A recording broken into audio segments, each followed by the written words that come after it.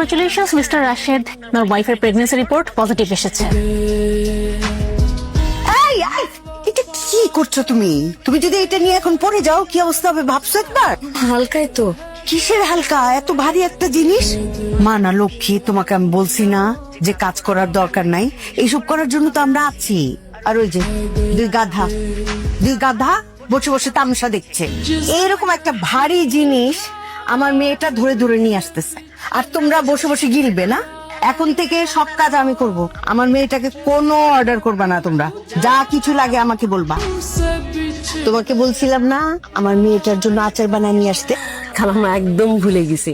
এত করে বলি যে আমরা সবাই আছি, কোনো কাজ করার দরকার নেই, তারপরও সারা দিন গুটুর গুটুর করে এইটা সেটা করতেই থাকে। একটু কাজ করা তো ভালো, তা না হলে তো বোর হয়ে যাবে বসে থাকতে থাকতে। কাজ করতে গেলে তো পেটে চাপ খাবে, তখন আমার দাদুমণি ব্যথা পাবে।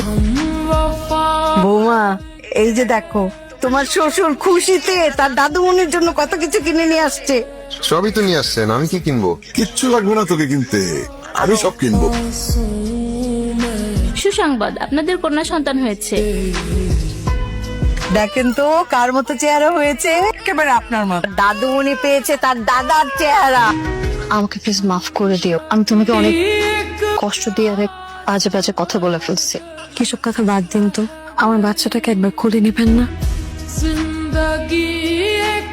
আমরা যে বাবা মা হতে পারছি না, সংসারের সঙ্গে তুমি কি করলে?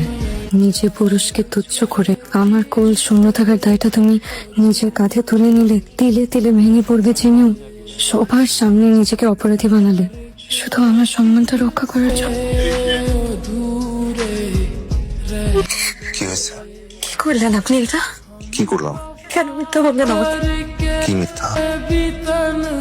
স্বপ্ন আমার, কেন আমার দোষ নিজের উপর চাপিয়ে দিলেন? আমি তোমাকে অনেক ভালোবাসি রাফা, কোনো কারণে তুমি কষ্ট পাও এটা আমি কখনোই চাই না। তোমার জন্য আমাদের বেবি হবে না এটা জানলে তুমি মানসিক ভাবে ভেঙে পড়তে। আমি তো তা মানতে পারতাম না, আর ব্যাপারটা আমার জানতে পারলে তোমাকে অনেক কটু কথা শোনাতাম। কোথায় পেলাম আমি আপনার মতো মানুষ?